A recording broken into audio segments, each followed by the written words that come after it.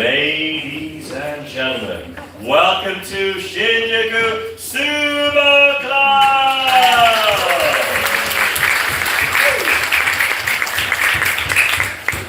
Who's excited to see some sumo this afternoon?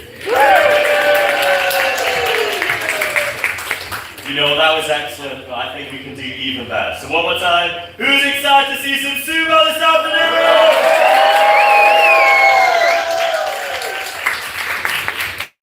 Well, you're in the right place. We have an amazing show to enjoy today with two very talented, very skilled young sumo wrestlers, or rikishi, as we call them in Japanese, who will be joining us and leading us on an amazing journey into the world of sumo wrestling. Now, my name is Guy. It is a real privilege to be the host for the show today. I was born right here in Japan, and I was raised in Wales in the United Kingdom, as some of you may be able to spot from my accent. But in any case, I have loved sumo since I was a very small boy, but as you probably noticed already, I'm not exactly blessed with the body of a sumo wrestler. So for my own safety, as well as your enjoyment, I will remain on this side of the ring to provide a little bit of an explanation for what we're going to see demonstrated from our two experts. So before we kick things off this afternoon, I would love to know if you're new or kind of new to sumo, please raise your hand and let's... Oh my goodness, okay. I think that's almost everybody, that's perfect. So we're going to learn all about sumo today from the very start. That is, the most important history and traditions of the sport before we progress and learn the rules, the training, and the techniques that these wrestlers use. We're going to have a live Q&A session where you're going to be able to ask anything you would like, as well as today's main event, a sumo match. I'm really excited for that. But the best part of today's show, at least in my opinion, is we are going to be taking a handful of brave or potentially slightly drunk volunteers from the audience who would like the once-in-a-lifetime opportunity to challenge a professional sumo wrestler. Very excited to see who that's going to be. It's going to be a blast. Now, I can hear you're all eager to get started and meet our sumo wrestlers. They're warming up, ready to join us now. So I hope you don't mind if I just spend a very brief 10 minutes right now explaining the most important history and traditions surrounding sumo so that we will have a nice foundation and a context to better enjoy this afternoon's performance. Okay, so with this in mind, would anybody like to guess the age of sumo?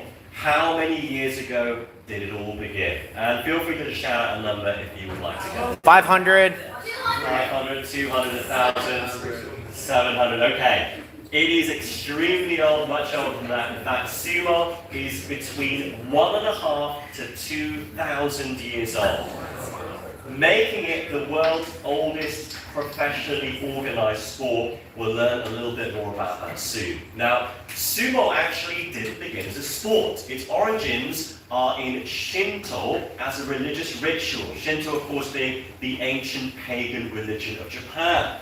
Now, this religion has many gods and deities, and for this reason, they would set up sumo challenges as a way, they believed, of entertaining the gods, who in return, they prayed would bring a bountiful rice harvest. So this is the original purpose of sumo as an agricultural and religious ceremony, many centuries before it became the national sport of Japan.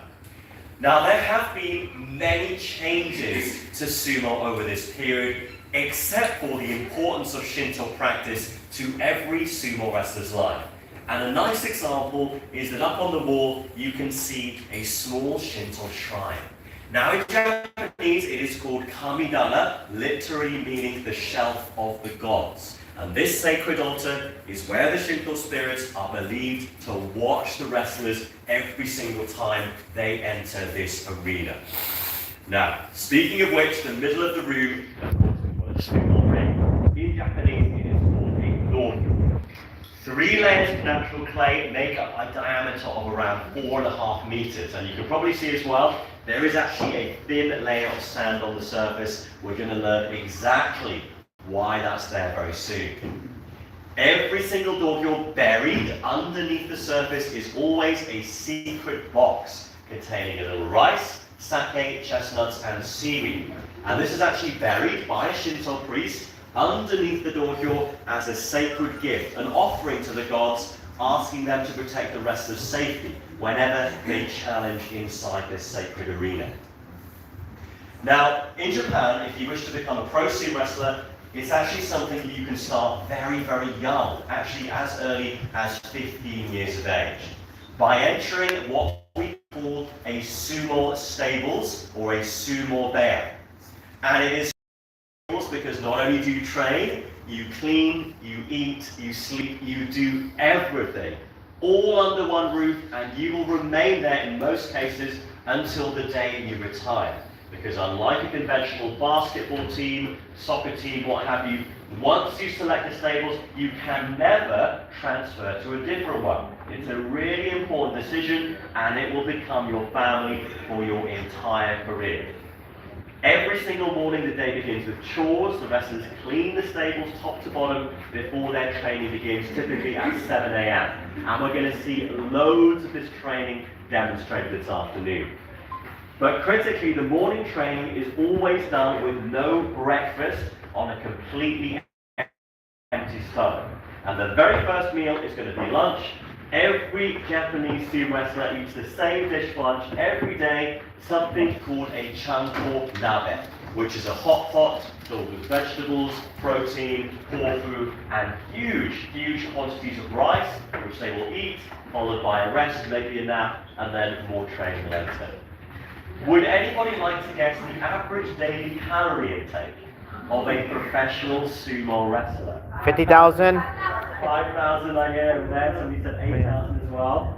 It is typically from 10 to 15,000 calories every single day. Speaking of calories as well, would anybody like to guess the weight of the heaviest ever professional sumo wrestler? 650 pounds. 650 pounds. 800 pounds of that. 550 pounds. Okay, you got it spot on, sir. 645 pounds or 292.6 kg. That is the same weight as a grand piano. This wrestler is from Russia, so you do not have to be Japanese to compete in pro sumo. By the name of Aurora Satoshi, 6'3" tall as well. Very good wrestler. He actually retired in 2018, and after retiring decided to go on a very effective weight loss program. He currently only weighs 150 kilograms, so he is literally half the man he used to be, per se. Now, I actually have something I feel really important to share with you today. We were talking about earlier. There is such a common misconception around the world that you have to be big to be a sumo wrestler. And this, in fact, is completely untrue. Some of the very best wrestlers have actually been pretty small. My favorite example, there's a gentleman called Endor. He stands 5'5" and he only weighs 90 kilograms. And he's reached the top division twice in his career.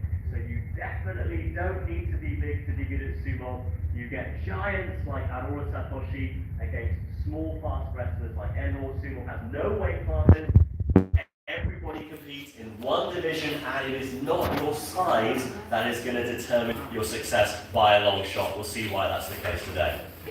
Now, Japan actually has two different kinds of professional sumo, and I'll briefly explain the difference, and then our two Rikishi can join us. If you've ever seen sumo on television, on YouTube, social media, you will have certainly seen the sumo tournaments. These are called the Honbasho, very formal. They take place 6 times a year only, and they're only in Japan's major cities. Now, this is the ultimate stage for the professional Rikishi, the professional sumo wrestler, to try and improve his ranking in the sumo league table. Every sumo wrestler begins his career in the bottom division. And let me tell you something, if you're a low-ranked sumo wrestler, you have a very, very difficult life, because you do not receive any salary at all. Secondly, in the sumo stables, you will be sleeping on the floor in a very large and crowded communal bedroom with the other low-ranked wrestlers. When winter comes around, you are not even allowed to wear a warm jacket or coat, because they actually believe that by keeping you cold, you will be more motivated. can work and improve, or to quit and make space for somebody else. It's a really difficult life for the lowest rank wrestlers. Now, every single Rikishi has one dream and one dream only, and this is to become the #1 sumo wrestler in Japan. And we call this gentleman the Yokozuna, or the Grand Champion of Sumo. To become the Yokozuna, you have to defeat every other sumo wrestler by winning 2 tournaments in a row. And as if that wasn't hard enough, the final hurdle, you must be especially voted for and selected by the Japanese Sumo Committee. One thing that makes sumo special, yes, you have to be an incredible athlete, but you must also display the right temperament and the right dignity to be deemed worthy of holding this top title. And if you reach the position of Yokozuna, you can never be demoted. If your performance starts to drop, you must do the honourable thing of retiring so that somebody new can take your place. It's about skill and it's equally about dignity as well. So these are the tournaments, very formal events, 6 times a year, and they're only available in Japan's largest 4 cities. And for this reason, 200 years ago, a new type of sumo was born. And this is what is called Hana Sumo, and it literally means flower or exhibition sumo. Now these events have a really interesting story. They were created so that all the Japanese people would also be able to participate in sumo culture. That is, people from all the towns, and it is great to say as well nowadays, all the countries of the world. And this means that people like us from many different nationalities can gather together today and enjoy traditional Japanese sumo in a much more relaxed, a much more informal, and a much more festive atmosphere. So this afternoon, ladies and gentlemen, we are going to have some Hana Sumo action with our 2 incredible young Rikishi. Let's have a blast, and I promise you by the end of this afternoon show, every single person here is going to be transformed into a sumo expert. So, ladies and gentlemen, with all that being said, who's ready to meet our sumo wrestlers? Woo!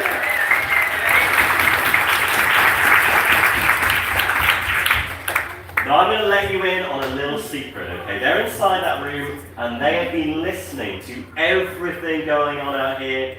There is no way they're going to come out unless we make about 1 million times more noise than that. So can I ask you one more time, ladies and gentlemen, are you ready to meet our sumo wrestlers?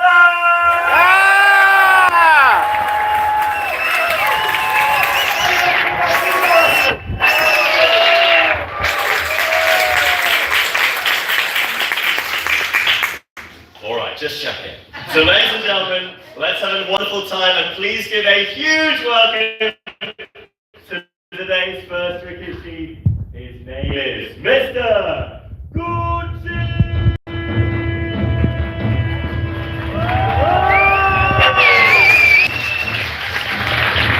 Give it up for Mr.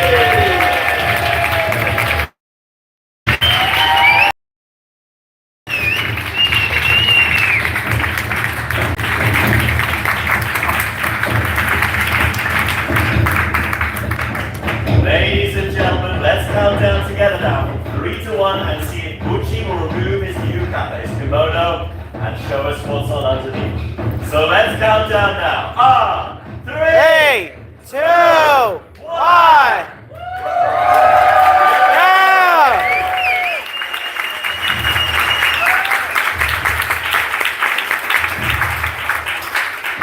Let's see if you'd like to say a few words.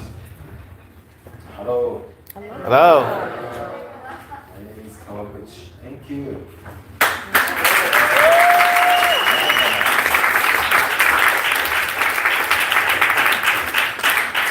Ladies and gentlemen, let's give an even bigger welcome to our second Rikishi, the one and only, Mr. Georgie!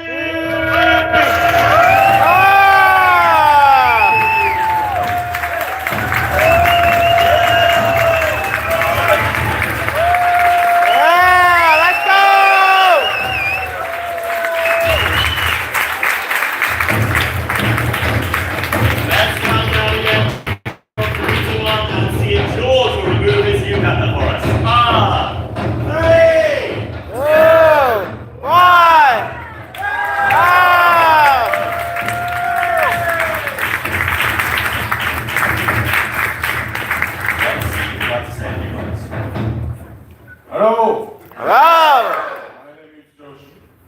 Hi, George.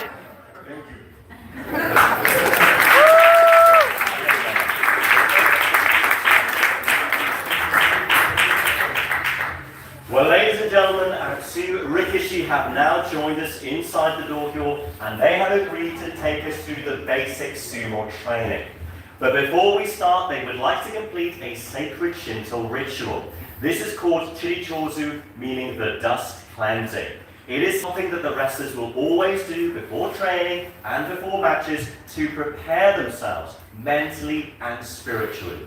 We're going to take a look at it first, and then we'll break it down so we can understand the meaning and significance of each individual stage.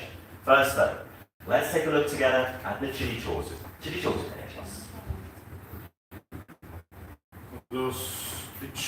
please. 1, 2, 3, 4, 5, 6, 8. Now, first of all, notice the Rikishi will descend into a low crouching position. And this serves as a demonstration of humility. It shows an intention to meet and compete as two equals before the gods. Following this, you see the palms rubbed together as a symbolic purification of both body and mind, before the arms are open to the sides, showing us they are unarmed, because of course carrying weapons is forbidden in the sport of sumo. Following this, you will hear a clap of the hands to call the gods' attention, asking them to come down and witness what is about to take place. For to complete, the arms are lifted towards the sky and then turned down to the earth. This symbolizes unity and readiness to fight with honor and pure intentions. So now we understand the meaning, let's take a second look at the chirichozu. Chirichozu, もう一回お願いします。 2